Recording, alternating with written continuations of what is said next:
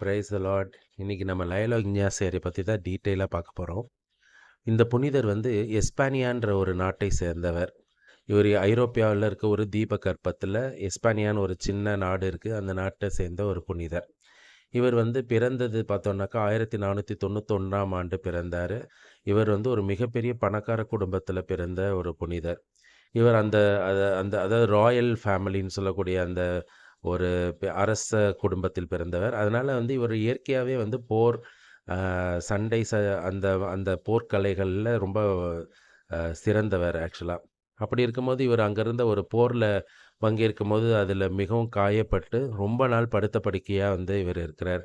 அந்த மாரி படுத்த படுக்கையா இருக்கும்போது, இவரோட வாழ்க்கையில வந்து புனிதர்களின் வாழ்க்கை சரித்திரத்த படிக்கக்கூடிய ஒரு வாய்ப்பு வந்து இவருக்கு கிடைக்குது.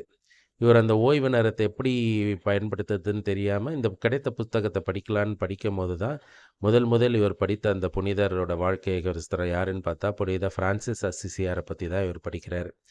இந்த பிரான்சிஸ் அசிசியாரோட வாழ்க்கைய வந்து இவர ரொம்ப டச் பண்ணிடுச்சு. அதுக்கப்புறம் இவரோட வாழ்க்கையிலருந்து இந்த போர் குணத்திலேருந்து வெளிய வந்து, இவர் முழுமையா வந்து கடவுள் மேல அதிக அன்பும், அதிக பற்றுதலும் சொல்ல ஆரம்பிக்கிறார். 1522ஆம் ஆண்டு இவர் வந்து ஒரு காட்சி காண்றாரு. அந்த காட்சியில வந்து கன்னிமரியாளும், குழந்தை இயேசுவையும் இவர் வந்து பார்த்ததாக இவரோட குறிப்புகள்ல எழுதியிருக்கிறாரு. இவர் வந்து அவரோட வீட்டுக்கு அருகில், அவரோட ஊருக்கு அருகில மான்சேரான்ற ஒரு சின்ன ஒரு குகை இருக்கு. அந்த குகையில போய் ஒரு நாளைக்கு 7 மணி நேரத்துக்கு மேல வந்து இவரு அங்க ஜெபம் பண்ணுவாராம். அந்த மாரி ஜெபம் பண்ணி அதில எழுதினது தான் வந்து அவரு ஆன்ம பயிற்சிகள் அப்படின்னு சொல்லி அவர் வந்து ஒரு புத்தகத்த எழுதுறாரு. ஸோ அந்த ஆன்ம பயிற்சிகள் புத்தகம் வந்து இன்றளவும் வந்து ரொம்ப ரொம்ப ஃபேமஸான ஒரு புத்தகம். ஸ்பிரிச்சுவல் எக்ஸ்பிரிமெண்ட்ஸ் அதுதான் அந்த புத்தகத்தோட இங்கிலீஷ் ஆக்கம். அந்த புத்தகத்த எழுதுறாரு. அதுக்கப்புறம் அவர் குருத்துவ பணியில சேர்றாரு. குருவா ஆகுறாரு.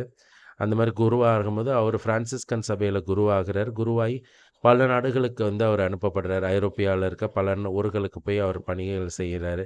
அந்த மாரி பணி செஞ்சுட்டு இருக்கும்போது தான் வந்து அவரு தன்னுடைய அந்த இயேசு சபைய ஆரம்பிக்கிறாரு. இவரு வந்து இவரோட குறிக்கோள், இவரோட விருது வாக்கு என்னன்னா, "ஒருவன் உலகெல்லாம் தனதாக்கிக் கொண்டாலும், தனது ஆன்மாவை இழந்தானாகில் பயன் என்ன?" என்ன அடிக்கடி சொல்லக்கூடிய ஒரு புனிதர் வந்து இவர் தான். இந்த புனிதர் வந்து ஆயிரத்தி அ ஐநூ 1556ஆம் ஆண்டு ஜூலை மாதம் 31ஆம் நாள் வந்து இவர் இறக்குறாரு, உடல்நலம் பாதிக்கப்பட்டு. இவர்களுக்கு வந்து 5ஆம் பவுலின்ற ஒரு அ போப்பாண்டவர் தான் இவருக்கு அருளாளர் பட்டம் குடுக்குறாரு. 15ஆம் கிரகோரியாலால் இவர் வந்து புனிதர் பட்டம் பெறுறாரு 1622ஆம் ஆண்டு. இவர் எந்த அளவுக்கு ஒரு மகா பெரிய புனிதர்ன்னா, இவர் வந்து இவரோட வாழ்க்கையில முக்கியமான நேரங்கள் வந்து ஆன்ம தியானம், அதுக்கப்புறம் ஒடுக்கம் இத தான் அவர் வந்து இருந்ததுனால, இவர் வந்து இந்த ஆன்ம தியானம், ஒடுக்கத்திற்கு பாதுகாவலரா இருக்கிறாரு. அது மட்டும் இல்லாம பிலிப்பைன்ஸ் நாட்டுக்கோட பாதுகாவலர், இயேசு சபையோட பாதுகாவலர், போர் வீரர்கள், கல்வி இதோட பாதுகாவலர். இந்த இயேசு சபையில இருக்கிறவங்க தான் நெறைய கல்வி நிறுவனங்கள நடத்திட்டு இருக்காங்க. அதுவும் சிறந்த கல்வி நிறுவனங்கள். இவரோட சபையிலருந்து வந்தவர் தான் போப் பிரான்சிஸ் அவர்கள். இவரோட சபையில எத்தன புனிதர்கள் இருக்கிறார்ன்றத நீங்க கேட்டீங்கன்னா ரொம்ப ஆச்சரியப்படுவீங்க. இதுவரைக்கும் வந்து ஜெசூட் சபையிலருந்து புனிதர்களானவங்க வந்து 53 பேர். 53 பேர் வந்து புனிதர்கள் பட்டம் வாங்கியிருக்கிறாங்க. இந்த 53 பேர்ல வந்து 34 பேர் வந்து மறைசாட்சிகளா உயிர தியாகம் பண்ணி இறந்தவங்க. 158 பேர் வந்து அருளாளர் பட்டத்தில இருக்கிறாங்க. இதுல 149 158ல 149 பேர் வந்து மறைசாட்சியா மரிச்சவங்க. ஸோ இவங்கள்ல எத்தன பேர் ரத்த தியாகம் செய்றாங்கன்றதுக்கு வந்து ஒரு சிறந்த எடுத்துக்காட்டு வந்து இவரு. அதே மாதிரி வந்து பார்த்தீங்கன்னாக்கா, அ இவரோட டோட்டல் அ வெனரபிள்ஸ்ன்னு சொல்லுவாங்க. அதாவது வணக்கத்துக்குரிய இருக்கிறவங்க வந்து 15 பேர் இருக்கிறாங்க. ஸோ கிட்டத்தட்ட ஒரு 210, 220 பேருக்கு மேல வந்து இவரோட சபைய சேர்ந்தவங்க தான். ஸோ இவங்க வந்து இறை பணியிலயும், பிறர் அன்பிலும், ஒரு ஞானத்திலும் வந்து ரொம்ப முக்கியமான காரியங்கள்ல ஈடுபட்டுன்னு இருக்கிறது தான் இந்த சபை. இந்த புனிதர் வந்து கல்விக்கு இம்பார்ட்டன்ஸ் குடுக்குறவரு. அதே மாரி இறை பக்தியில் விசுவாசம் உள்ளவர். நம்ம ஊர்ல இருக்க லயலா, திருச்சியில இருக்க ஹோலி கிராஸ் இது எல்லாமே ஜெஸ்யூட்ஸால நடத்தப்படுறது தான். Saint Joseph's particularly.